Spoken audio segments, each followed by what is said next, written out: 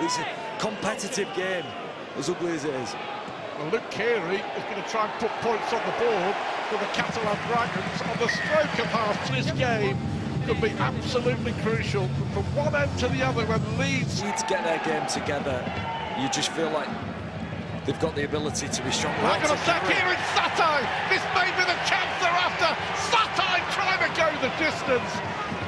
What a tackle it was for Riley Lamb to stop Chris Essais. He was going the distance. He was going all the way. Crossfield kick there by Croft. Contrex can't get the ball out, and Leeds have it back, but they've lost it. It's picked up by Farge.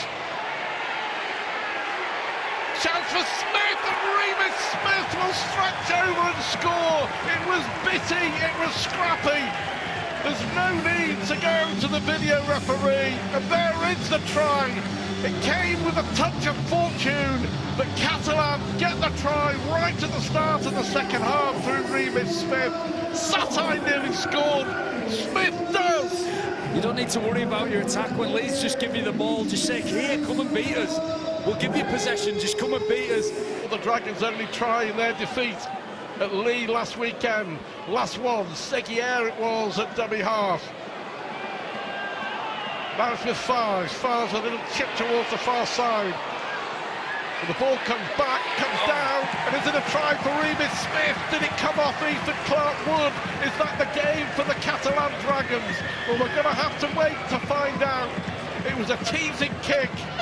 Clark-Wood was under pressure.